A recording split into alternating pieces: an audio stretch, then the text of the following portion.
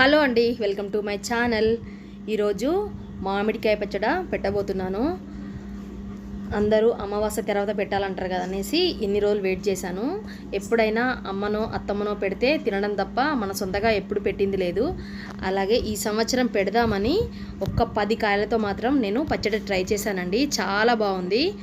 చూసారు కదా, మామిడికాయ ముక్కల్ని ఇలా కొట్టుకున్న తర్వాత ఆయిల్తో కొంచెం కలుపుకున్న తర్వాత ఆవపిండి, మెంతిపిండి, కారము, వెల్లుల్లి పేస్టు వేసాను. కొలతలతో మాత్రం ఏం చేయట్లేదండి. నేను తీసుకుంది 10 కాయలే కాబట్టి మామూలుగా అందాద కొద్ది వేసాను. అలాగే సాల్ట్ కూడా వేసి బాగా కలపమన్నానండి.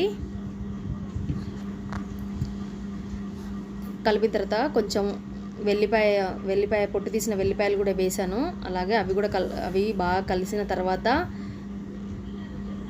చూసారు కదా, ఫస్ట్ టైం పెడుతున్నాను తప్ప ఎలా ఉంటుందో మీకు లాస్ట్లో టేస్ట్ చేసి చెప్తాను. అలాగే పల్లి నూనె పోసుకొని బాగా కలిపాను. ఈ పచ్చడి అంతా కలిపేది మాత్రం మా హస్బెండే అండి. ఇలా కలుపుకున్న తర్వాత ఒక డబ్బాలోకి ఎత్తుకున్నాను. ఎందుకంటే 10 కాయలే కాబట్టి ఒక చిన్న డబ్బాలో ఎత్తుకున్నాను. 3 days తర్వాత మళ్ళీ ఒక జార్లో మార్చుకుంటాను. చూసారు కదా, ఇలా అన్నీ పెట్టుకున్న తర్వాత కొంచెం ఆయిల్ పోసానండి.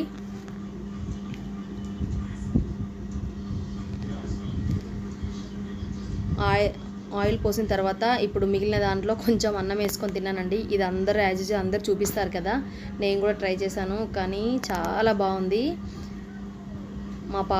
మా బాబుతో కలిసి మేమైతే ఎంజాయ్ చేసాము. చూసారు కదా, 3 days తర్వాత మా పచ్చడి ఎలా ఉందో టేస్ట్ చేస్తున్నాను.